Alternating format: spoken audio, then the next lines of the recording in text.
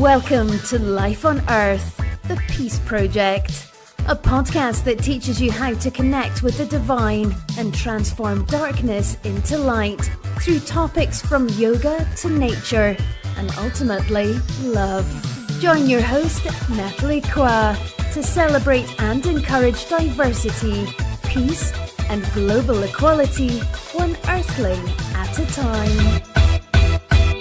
Hello, everyone. This is Nathalie. Thank you for joining me on Life on Earth podcast. Today, I'm going to have a conversation about life, thoughts, ideas, provocative ideas, traveling on your own, and foremost, creating amazing art with the artist Vincent Tamplain. I hope you join me in this interesting conversation. But before we get further into the episode, I would like to let everyone know I am having a yoga teacher training and Deepening Your Practice 200-hour program beginning in September, from September to December. This is an amazing program which you'll learn yoga, of course, but so much more.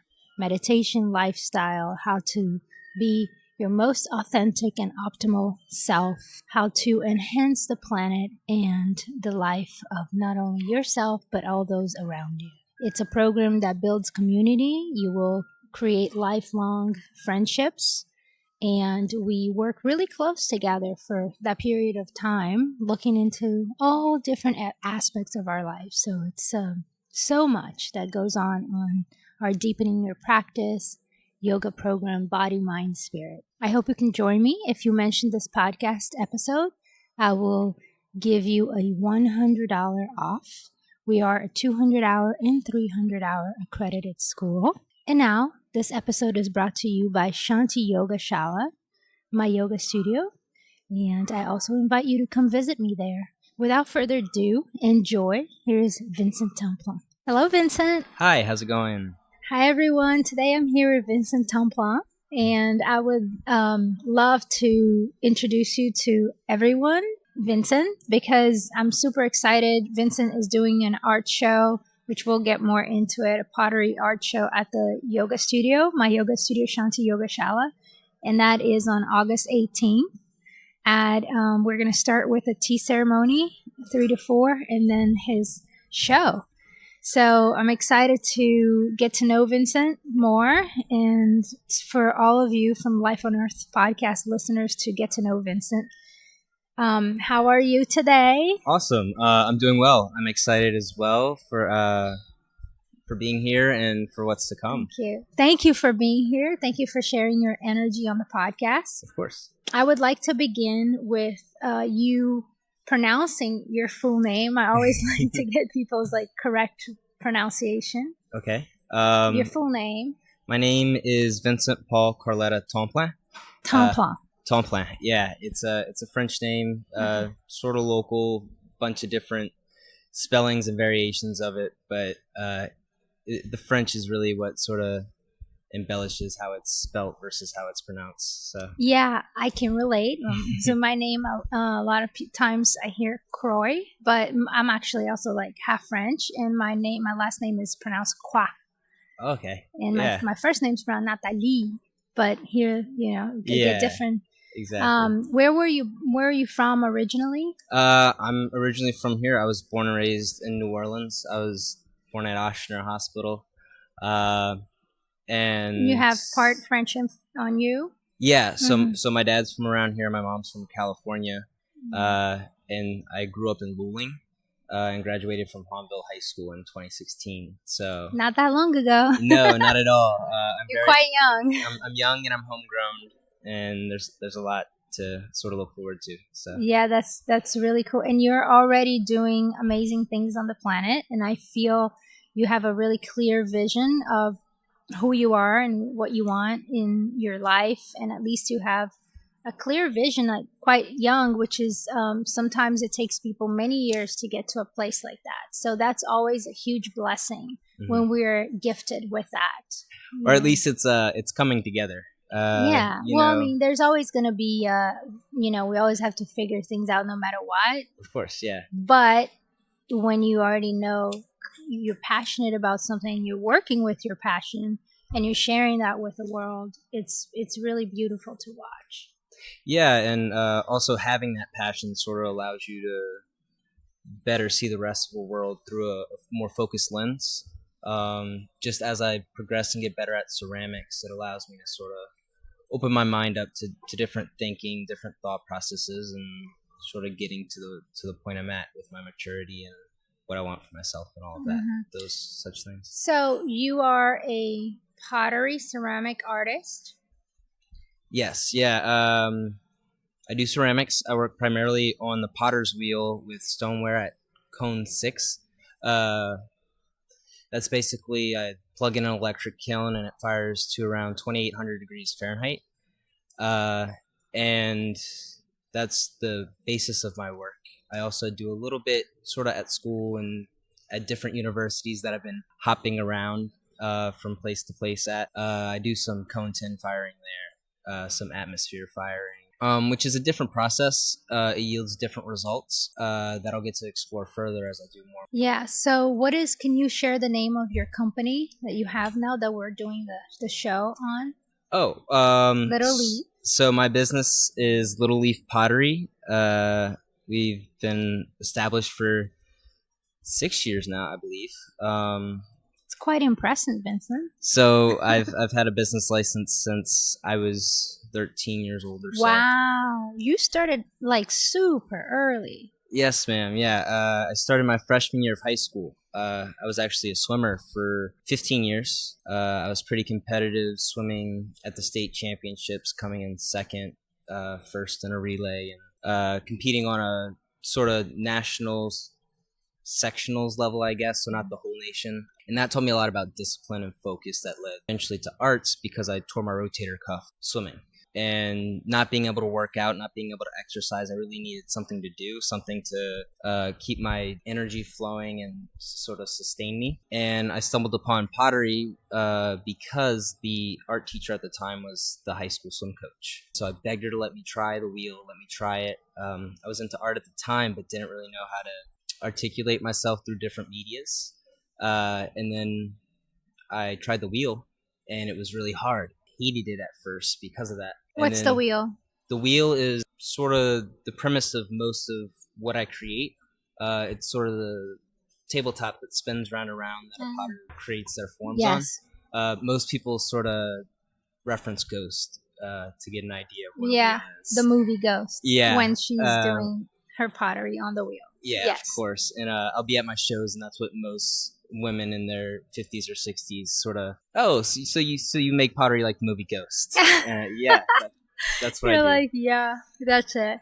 So yeah, my freshman year of high school, throwing pottery on the potter's wheel, and that sort of how hard the craft was is what grew into my passion for it.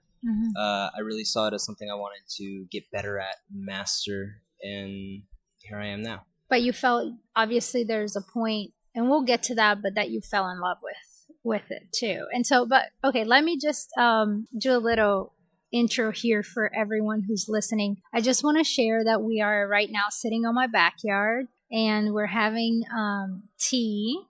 And actually, we're having tea on your bowl that you created. Yes, in my bowls. Yeah, 2 of his bowls, and we have a beautiful side handle as well. And the tea is oolong this one is from Living Tea. And we're also with my chickens. So you might also be hearing the chimes, it's the bells, and we're sitting under a tree. And it's a beautiful day in New Orleans. So I wanted indeed. to And the chickens are gorgeous, by the way. I saw them on Instagram previously when they were really young and sort of hatching. Little baby chickens. Yeah, and they're quite robust now. They're large chicks. They grew, and these are my girls. I really love them. Their name is Thelma and Louise, but they're also known as Stevie Nicks and Sunny. So they have multiple names. Wonderful. Yeah. But yeah, I just wanted to share that we're sitting out in nature with tea. Tea is just so amazing, especially these teas that are from Living Teas that are wildly growth and they're sustainable. These trees are from Asia. They're imported. I always talk about the teas, and it puts us in this meditation kind of mindfulness practice. On August 18th, I will be hosting a tea ceremony together with you, Vincent, and I'm really excited about that. Also, I wanted to share with everyone that he will be making tea bowls for everyone, and there's going to be a lot of his work showcasing. We're opening after the tea ceremony to the public, and everyone can come check out Vincent's work, which I'm super psyched about that. Also, the bowls, when you purchase a ticket, and I'll include that on the show notes, you will get to take one of your tea bowl made by Vincent. You'll get to take it home. We can get to that more, but I really just wanted to get that out there because it's coming up soon and it's super important because I'm looking forward to it, and I know you are too. You've been doing a lot of work for it. Yeah, I've been prepping a lot for this show. It's sort of the end of a very long journey that I've been on this summer, doing a bunch of different shows. Yeah, you've been traveling. So let's get back to your passion. So when you were a child, okay, yeah. So now I want to just kind of dive into your story because I find it really cool that what you're doing, also like the age that you're doing all this.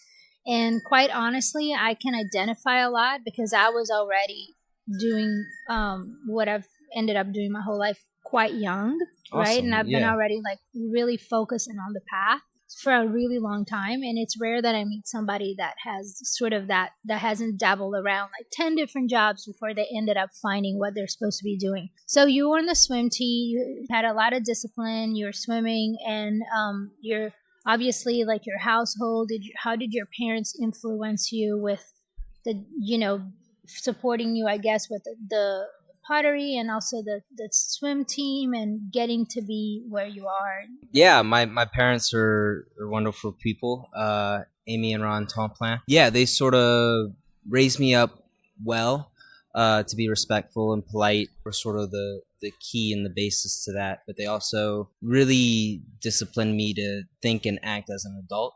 They never really treated me as a kid or younger or inferior. They just sort of talked to me as if another person within the conversation or within any conversation. Since you were a kid? Since I was real young. And to me, that helped me grow and mature at a reasonable rate without having to feel like I was stumbling through the process. I had my parents to sort of talk me through it as I had questions.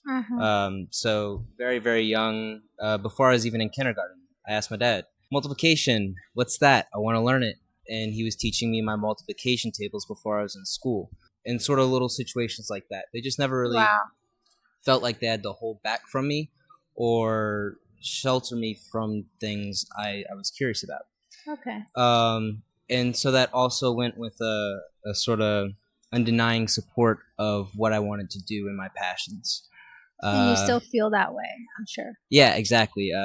I've sort of been inspiring them lately. My mom's taken up quilting. My dad's been taking up woodwork a little bit. Wow. Aside from their regular jobs. I started swimming at a very young age, and they were supportive throughout all of that, coming to every single one of my meets. My mom would bring me to practice, do carpools. She had a full-time job at a chemical plant before Katrina. And as Katrina happened and we had the damages with the house, she stopped doing that primarily to take care of us and get us to where we needed to be with everything that had happened with the storm. Wow. And so, yeah, growing up, I've had a lot of support from my parents. And when did you know that you were quote unquote an artist, or was that something that you, or even if it's just like that you were passionate for this thing? Like when did you ever have an aha moment, or was it just organic, or how did it happen? It definitely happened a lot later than that. It happened very recently as I sort of left my hometown and got to explore and go to college and see new things in new environments. Was sort of when I had those realizations, which was long after when I started ceramics my freshman year of high school. So I guess the realization that I was an artist came about my freshman year in college. So 4 years after I had started throwing, I was going to school for physics and mathematics. That was going to be a double major, a lot of studying, a lot of sort of just staying at my computer and focusing on equations. That would eventually lead to more of that in a future career. And I found myself sort of loafing through classes to get A's and then leaving what I had learned at the wayside and not really engaging and investing my interest and my time. And I had been doing pottery for 4 years. It was sort of routine. I developed some skills doing it because I enjoy it so much. Sort of putting those two processes together, I had a realization that I should really pursue my artistic abilities and my crafts, mainly so that I could do more for myself and more for others as I pursue something I'm passionate about rather than maybe just good at. Mm-hmm. When you had that shift and you decided, okay, I'm going to shift from this math major and whatever, and I'm going to really go for, this craft that I love, how did that feel? It was scary, and it sort of still is scary, Yeah. because I'm in the process of it, given I'm bouncing from college to college right now to find the right place. But ultimately, it feels good because it allows me to understand how much I'm capable of achieving just by putting forth my effort and my will to do what I want to do. I'm sure it feels also liberating, right? In a sense. and liberating in the same sense that it's opening you up to a whole different realm of rules and ideas and things to think by and to live by and act by as an artist rather than someone who's going to pursue a 9-to-5 career like most people and most of my peers will be doing. So. Mm-hmm. And you just recently, because you mentioned you've been hopping schools, but recently you got accepted to this amazing school. I'd love to mention that and talk a little bit about that too. Yeah, some ceramic artists might have heard of it, but I was recently accepted to Alfred University as an arts major. And you said that's number one? Yes, they're the number one ranked ceramic program in the nation. Wow. Which is outstanding. I got to visit their facilities this summer while I was going on the tour that I mentioned previously. There's just so much to do, so much to see. And I was offered some financial aid to get it done, and that's looking to be my next step. Yeah. So. And I asked you, how did you you said you had to create a portfolio, so they had to look at your work. And your portfolio, what was it? So yes, I had to make a portfolio of 15 to 20 images of just about any work. It didn't have to be ceramic, but since I'm a ceramic artist, it sort of benefited me to do majority ceramics, and then there were some other requirements for drawings and sort of to show some versatility, some other forms of artwork through different media. And putting that together was sort of done over the summer while I was traveling about, and so I had to deal with getting photos that I had previously taken, putting them together, making sure I had service to sort of use the internet and get everything. I also saw your photos on Instagram, and it looks like you went to some kind of nature places, gorgeous spots. Yeah, and you went to some cities too, correct? Yeah. So tell us a little bit about your tour. This summer, I did a tour, and I took a 1996 camper van across the country, all throughout the Northeast, primarily to show my work at some large arts festivals and sort of explore and enjoy my time while I did it. So my first show was in Buffalo, New York. My second was in Philadelphia. And then my third was at a ski resort in Massachusetts called Ski Butternut in the Great Barrington area. And so I was really just bouncing around from place to place. And I did a lot of traveling, seeing nature, seeing other things in my downtime because I had quite a bit of it. What inspires you? In reference to my artwork and my ceramics? Well, I guess as an artist, you have to be inspired by life, and it's with the things that come in your surrounding that inspire you translate into your work in many ways, right? Of course, yeah. And that's a tough thing for me to really articulate right now, mainly because I'm sort of going through the process of discovering it. But primarily what inspires me is more my will and passion to create, to articulate myself. Ceramics is a very different media in the same way it can relate to a lot of different other medias of artwork, is that you have to find a unique way to say what you're trying to say through your artwork and through your movements. And to me, that comes a lot with developing a relationship with the material you're working with. And so clay itself inspires me to use clay and to make more work, more so I could understand what I'm working with. When you said you were traveling and you're going into nature, and I saw some really beautiful nature photos, is that something that you just why nature? Like, I guess.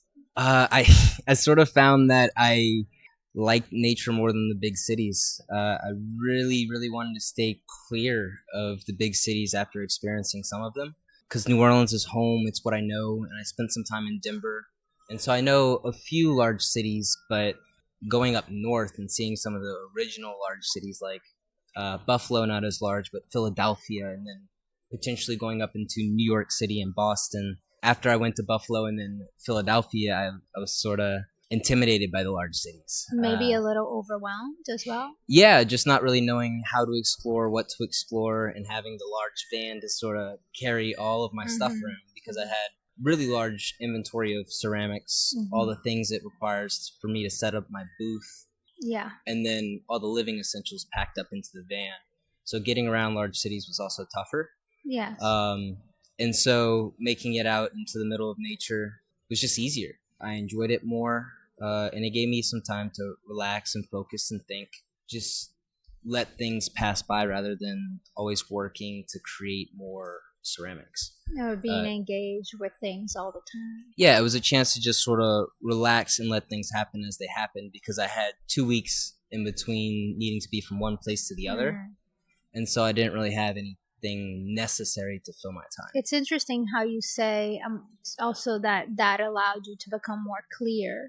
Clear in a different way, because as soon as I tried to shift back coming home, there was a very different energy and a different very manner that I had to carry myself, just because I had to put myself back on a cycle of waking up, making some work, doing this, doing that, getting chores done, and then doing it all over again, rather than being on the road sort of wondering, hey, where am I going to stay? This is a cool campground. Let me check it out, see what I could find and explore, rather than having set things to do. Yeah.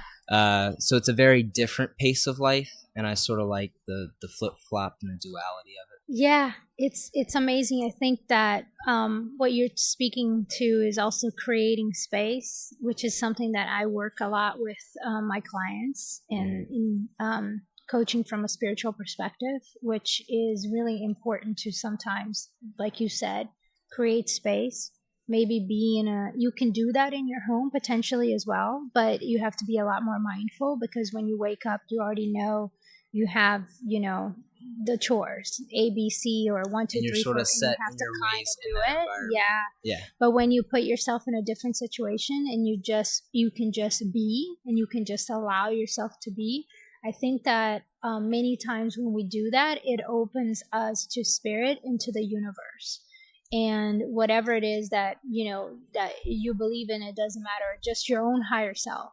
But inspiration then has space and finds a way into yourself, like your heart, your soul, and so for me, a lot of times when I am in those particular types of situations, that's when I have created some of my most amazing work. Like that's when I've created my 200-hour teacher training. That's when I created my 300-hour teacher training. That's when I've created, I can go over like all kinds of different things, because as opposed to when I am back to back in a city life, it's much harder for me to tune in. It takes a lot more. Yeah. And that's something I was really trying to gauge while I was on the road. It's not like I could bring a potter's wheel with me, sit down and make some pots. So I didn't really have that means of creation. But while I was on the road, I knew certain things were inspiring me. Like I got to go see Niagara Falls. I got to see a lot of beautiful state parks. And there was a lot of organic, natural things and energies that I sort of was able to breathe in and engage with intrinsically, but I still don't know what that's going to yield. Meaning, what is that going to translate into? Exactly. So I'm still trying to process everything and digest it and sort of see what inspiration I really did gain from my travels. You think that's still sort of in a developmental stage? Exactly. Like, I feel I still have to sort of really recollect what had happened and think and engage with those thoughts as to how it applies to what I'm going to be doing with my future. Well, you just got back too. Yes, I've been back for about 2 weeks, and I've really just been trying to make work head to the grindstone and sort of see what comes of it, sort of seeing if that inspiration sort of Have you been translates in the to my studio? work. Yeah. So that's what you mean. You've been like at the studio producing. Yeah. Yeah. My studio is also my home right now. My parents, who I've mentioned before, so lovely, have allowed me to expand the garage into a studio where I have 2 wheels, 7 kilns, 3 or 4 which work on a good day. So a lot of kiln maintenance. But a small little space that I could do a lot of creation in. So what's your ideal day like right now? I mean, at home. My day at home has really just sort of been, I'm a very early morning person, so I'll wake up around 5 o'clock. Why? Is there a specific reason or just That's natural? just when the timer sort of ticks and I wake up. From a spiritual perspective, a lot of yogis and people I have studied with, that is the auspicious time is really between 4 a.m. and 6 a.m. is when a lot of spiritual healers that I've known and teachers say, this is when it would be the most optimal time to wake up and to sit in meditation and to begin your day. That's why I was asking. I didn't know if it was intentional, if it was just naturally you were like that. Because I have friends who are both. I have friends who naturally, wake up, and I have other friends who, because of the spiritual practice or the artistic work that they do, they intentionally wake up at this time to begin their day. So it's pretty interesting to me that you naturally just do that. Yeah. Yeah, I sort of like to say that 5 a.m. to 8 a.m. is like my prime time of the day, which is different than most people. But it also goes back to swimming and my parents as well. My dad, he splices cables for AT&T. He's up at 4:30 every morning just to head to work and go do his job. And then usually I would wake up for school. And then during the summers, I'd wake up for swim practice around 5 o'clock. And so it just became a routine. And then when it wasn't required of me going to college, I sort of was living on my own, got to wake up whenever I want. It still sort of fell into that way that I just wake up early, naturally 6 o'clock, 5 o'clock. So, okay, your ideal day, you're waking up, and then what do you do? Tea, coffee? Usually that comes after... okay, go through it. After I usually wake up and just go, since I live literally next to my studio, I just go in the studio and check in on it. Because with ceramics, it's all a really balancing act of time. And things dry at certain rates, and then they could also dry at unexpected rates. And so being able to check into my studio early in the morning sort of tells me what I need to do. And then usually I sort of get myself together for about an hour, take a shower, maybe drink coffee. I'm not much of a coffee drinker. I do drink tea. And then I just sort of get to work, and that could involve a lot of different things.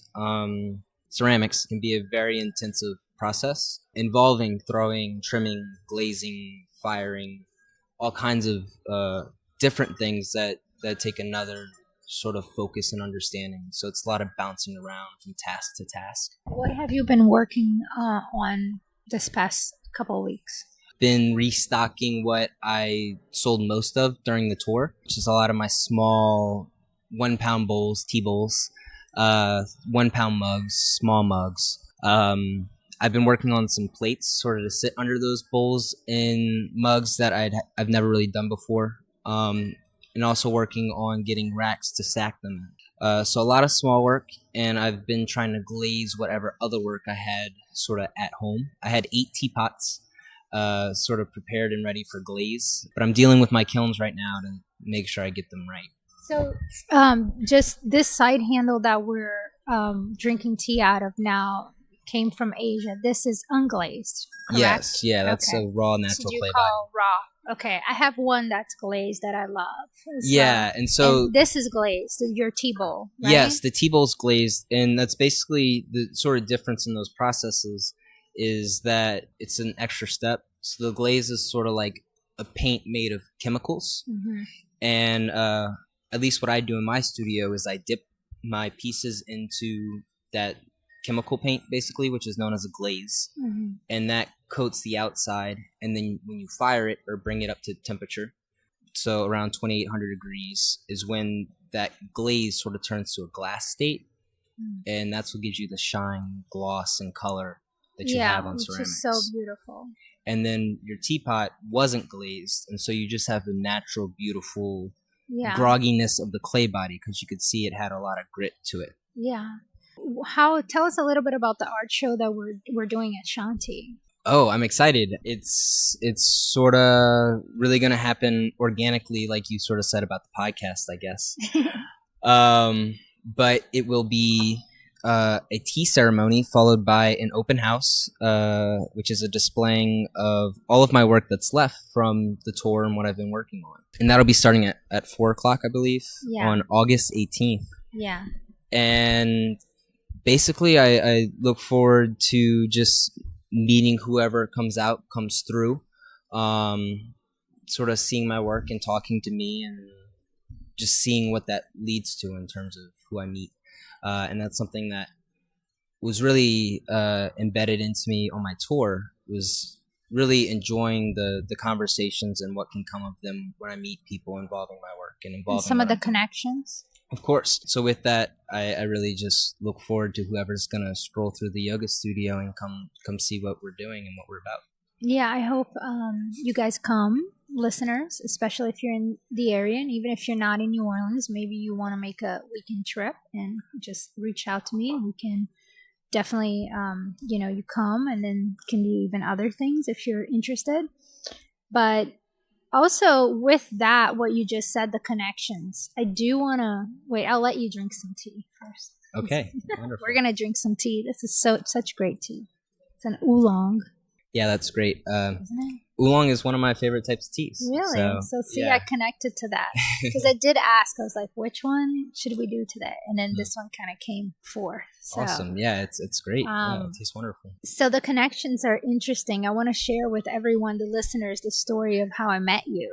Yeah. Because it's just really interesting. So last year, I went on a retreat in Malta with a spiritual teacher that I adore. Her name is Srimati.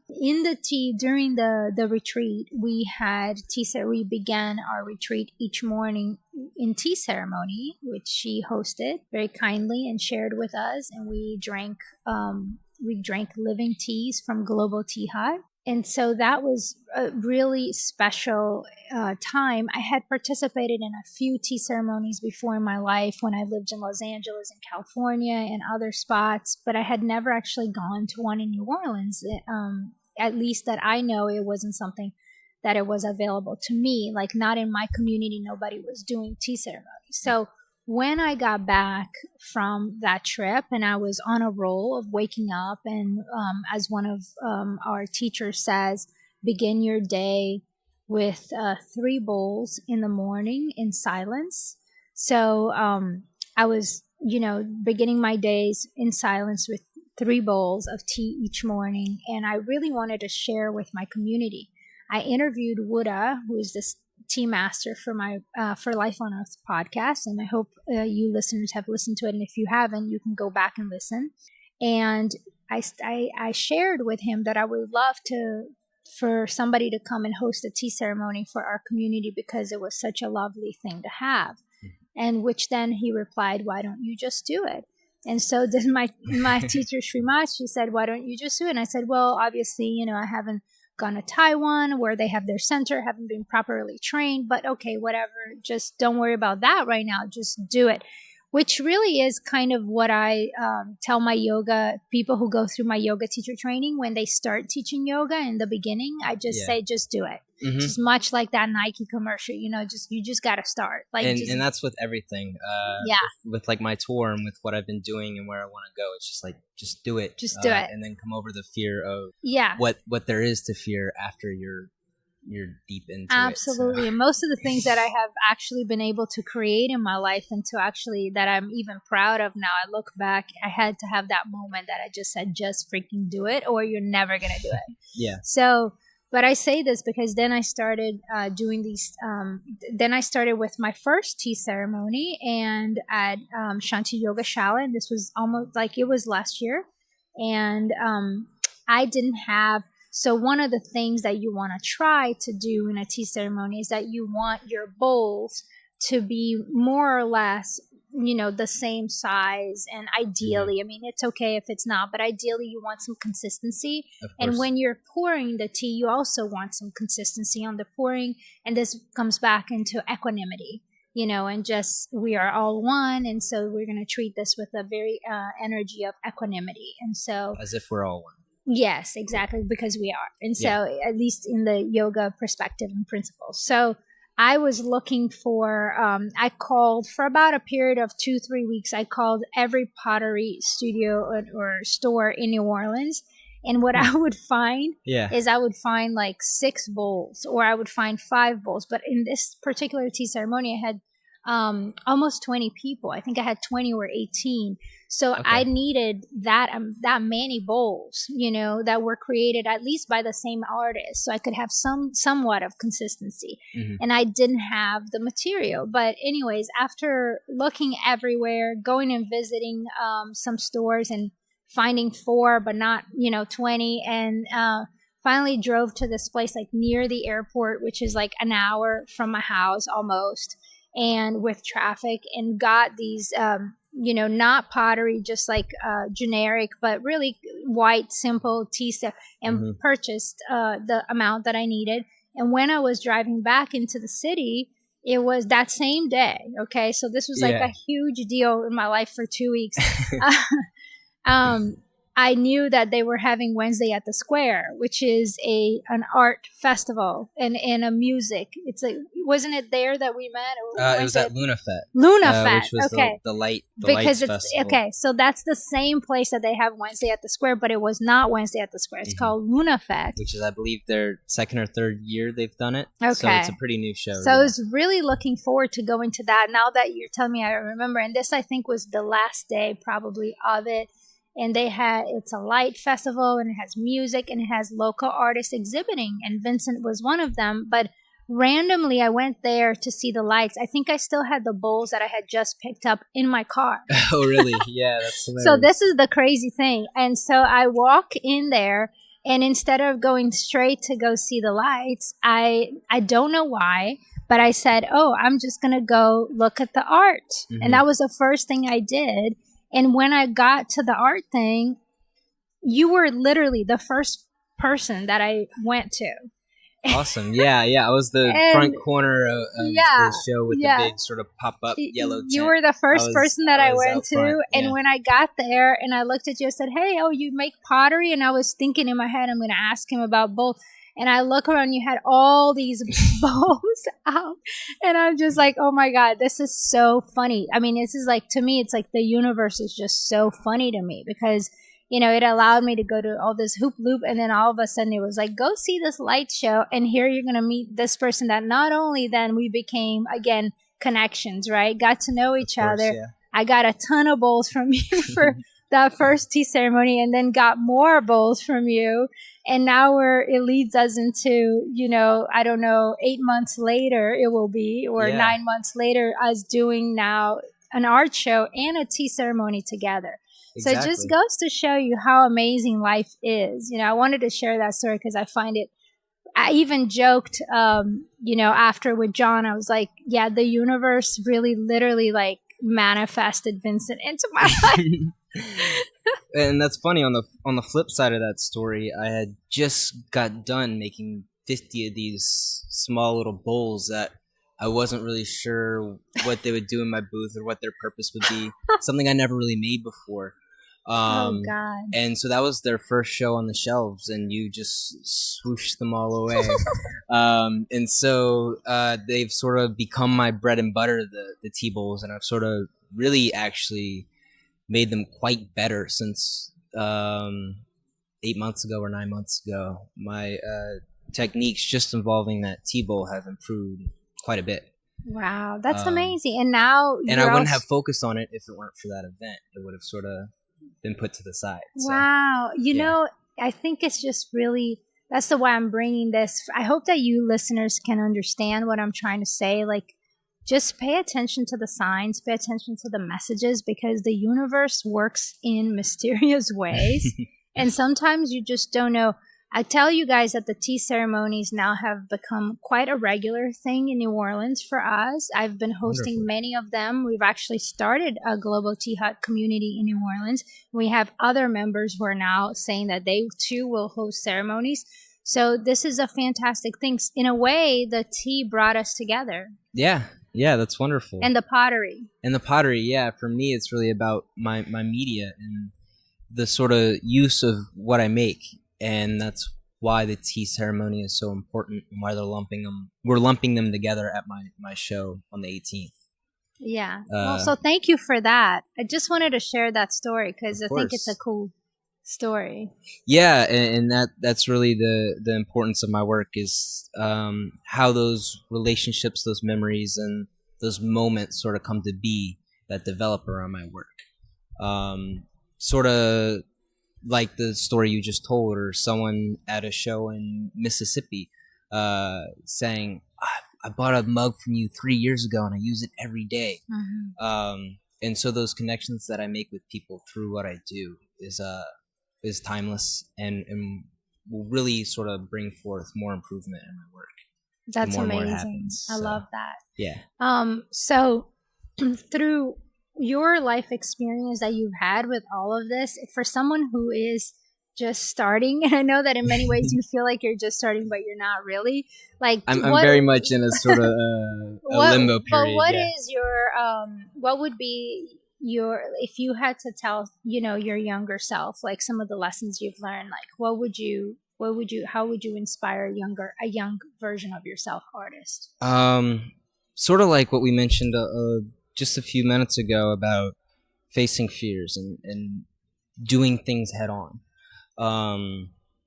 It's really important that someone young like me and someone who potentially has a mind of a visionary or someone who could improve an art form or a means of society should really be focused on their fears.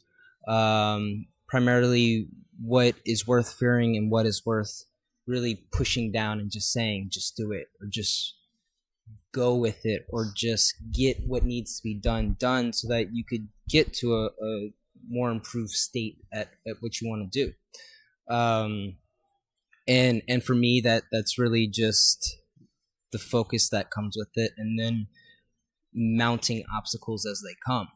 Because doing shows in New Orleans is a limited thing when there's a whole country that I could sell my artwork to. Mm-hmm. And so that's why I did the tour. I just sort of had to do it and push forward to make that step in my career and my journey. Wow.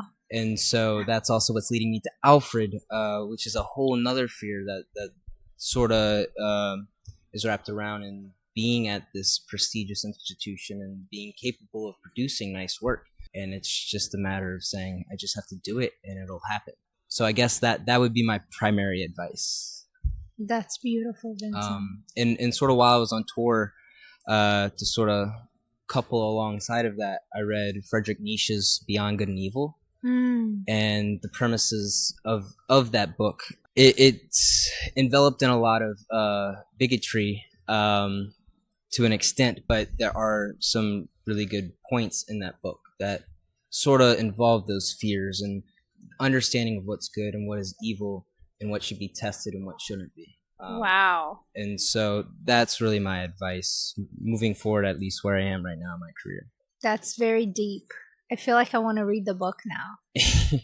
A good bit of my thoughts derived from that book in terms of that. But a lot of that is just experience.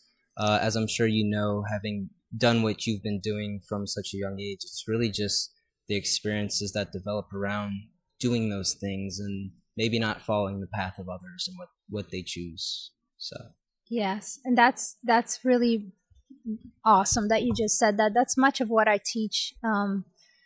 Removing the layers and coming back to yourself and being your most authentic self, so that you can live the life that you want to live and not anybody else's life. If you're not you, mm-hmm. you will never exist.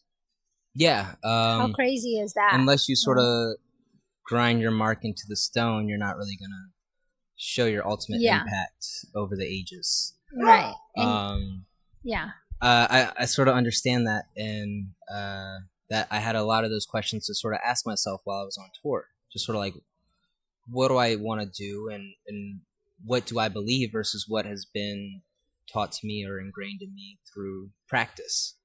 And so that's leading me into a lot of places in terms of sort of understanding what I believe and where I want to take that individually, rather than just following a crowd or a wave or society or whatever. It could also be connected to limited beliefs in a way as well. Yeah. And that's just when people aren't willing to ask themselves those questions, or when I'm not willing to ask myself those questions, that's when it puts a block. Have you seen the movie Into the Wild? No, I have not, but I've heard a lot about it. It's a really wonderful movie, and I recommend us all to it touches upon a lot of the things that you have just mentioned now, and it's the story of this kid who travels around the country as well, and he's questioning society and how what part of it is his and what part of it is just implants. Of course, yeah, because no matter what, our society is going to influence us, and what's around us is going to influence us. And so it's really a matter of accepting that influence and then sort of being able to face that influence head on and saying, no, this is what is personal, versus, yes, that's come into me from influences outside of me. I mean, I think about that all the time too. Yeah, of course. And I'm realizing these thoughts and these challenges that I sort of bring to myself are things that I'll be facing and everyone faces throughout the course of their life and their career and their path. Which is another reason why I find it's, at least for me, so important to get out of my routines, like we were speaking earlier, and go into places of more natures away from the city, because it is a way for me to also disconnect with all that and connect more with my inner self with a capital S, Yeah. So another thought that have come into my mind lately a lot is that even I'm questioning if some of my thoughts are my thoughts. Mm-hmm. Okay, so if you find yourself, and I'll actually put this out there for everyone listening, if you find yourself thinking something or feeling something, ask yourself, is that really mine?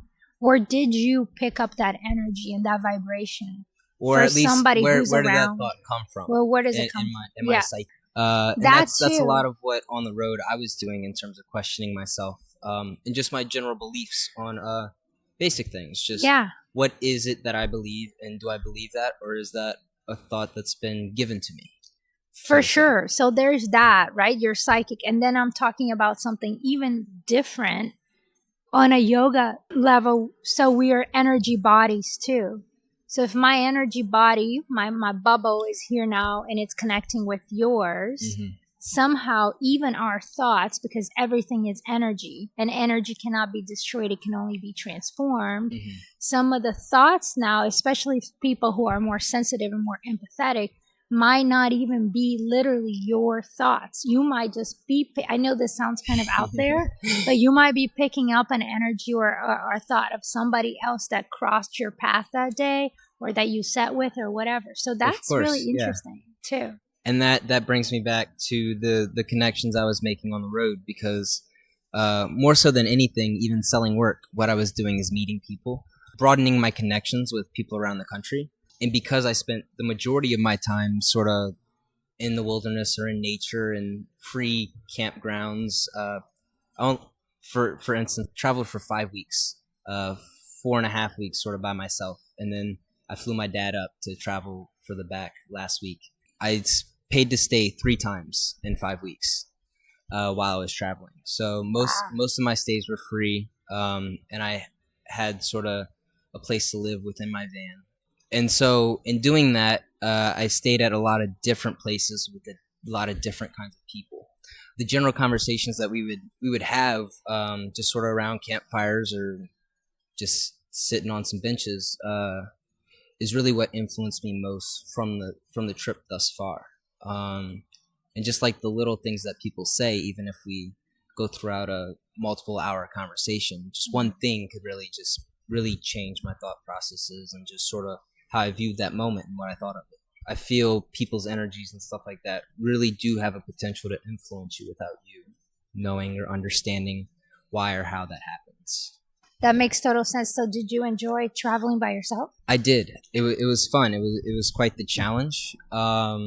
Mainly just because, like I said, I was traveling in a van. I was finding places to sleep, places to stay. When you're traveling alone, you allow yourself more openness to the experience of meeting people also. Sometimes Of when we course, are yeah. with people, we still meet people, but I think there's something really special when you're by yourself that that you are open to more connections.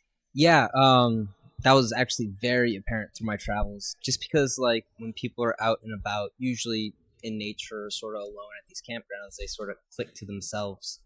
And that was definitely more so the case in the week I spent traveling with my dad. But while I was alone, I just sort of, I'd be at a campground for a certain amount of time, and there's not much to do or many people to interact with if you don't go sort of to the next campsite. Mm-hmm. What's going on? My name's Vincent, and sort of see where that leads. Yeah. And I definitely, it's harder to do when you're sort of bringing your dad along to just go say hey to people Yeah. and see how it goes. So there was definitely a different dynamic traveling alone than traveling with others. Yeah, I And, think both it's super valuable. Obviously, when you're with your friends or family, you have a lot of fun as well. Of course. But I have gotten a lot of amazingness for some of the trips that in my life that I have done by myself.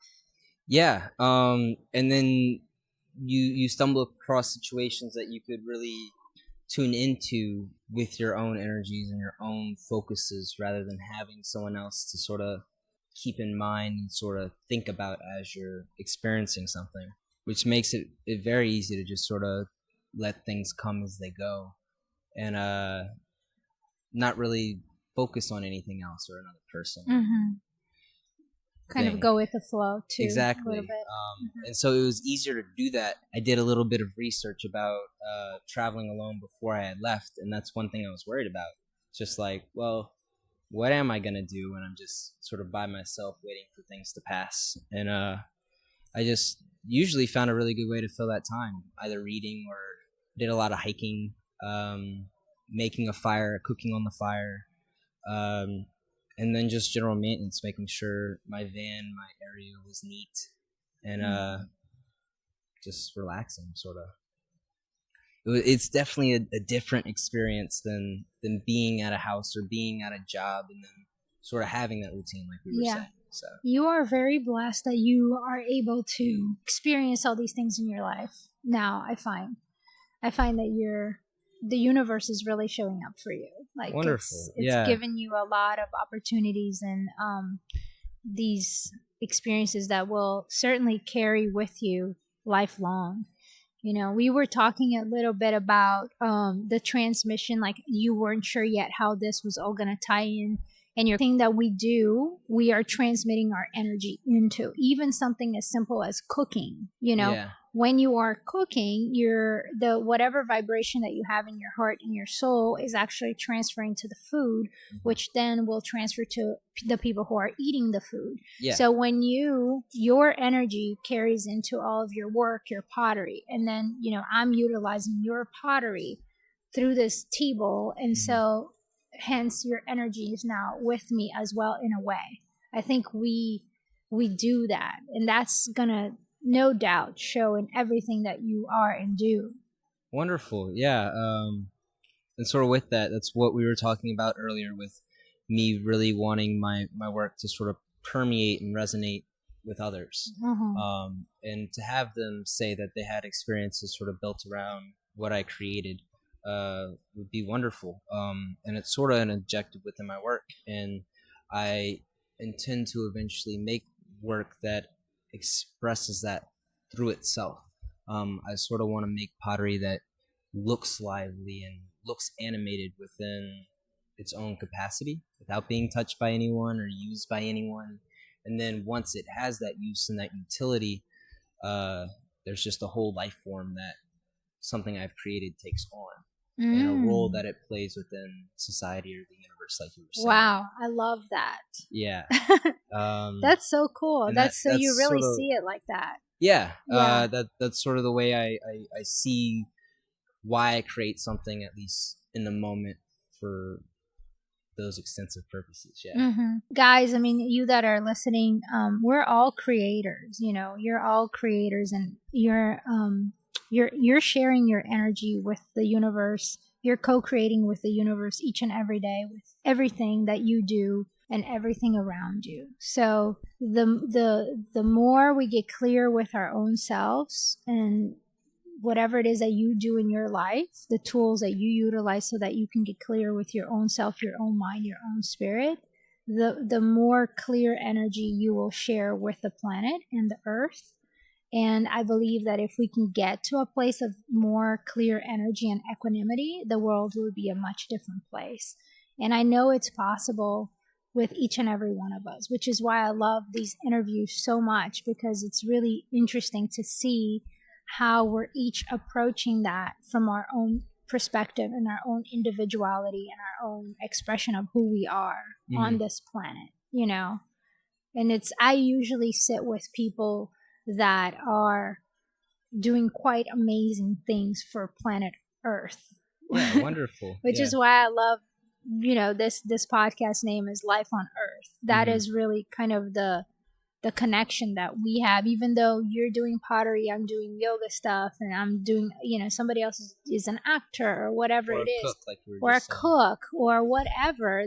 But we're all sharing. We're all sharing this clean, vibrant frequency and energy with everyone, with ourselves, with everyone we come in contact with, and with the planet.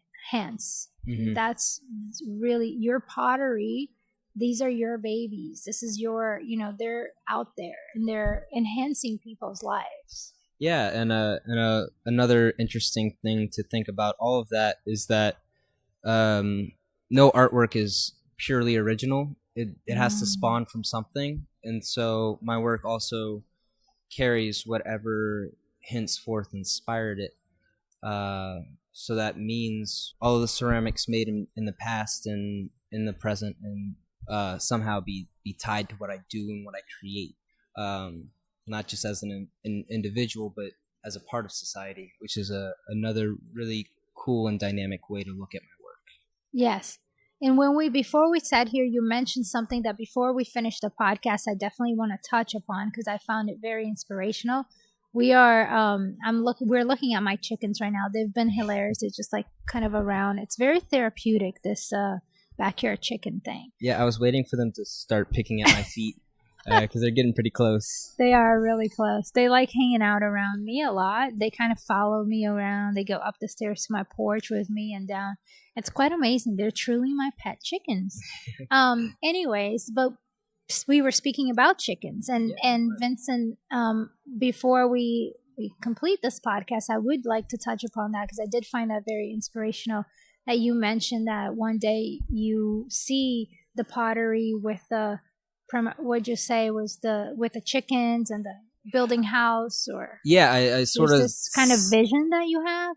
I sort of see myself, I guess, in my future endeavors, working towards homesteading and creating my own environments through my practices.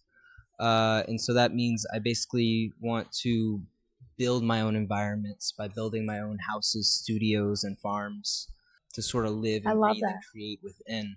And that's sort of the basis of it. And I feel like my pottery can somehow eventually tie into that. And so I'm waiting for those at least academic or intellectual connections to be made. But the ultimate vision with that is to also study permaculture, which is a practice of agriculture that involves growing your plants and your livestock to sort of live and produce based off of each other. And that takes a lot of studying of soil, water, and living things to sort of know how they interact and sort of live to create a community. Sustainable community. A sustainable community that can then live on top of whatever I build, such as my houses, my studios, my farms. That is a beautiful vision that you have. And I also want to tell you that you just made a declaration to the universe. And not only that, we have it now, on audio, recorded. Yes. So something I tell a lot of people in my teacher trainings is before they start the training with me, I say, because the training really is a transformational, it's this, we dig into so much philosophy wise, physical stuff, breath, work, meditation, lifestyle. And I ask people, I want you to write to me an intention. Why is it that you're partaking in this training? And so they write. And then many times also during the training, I create different exercise so that people can speak out loud their intentions for their life or what they want, transformation.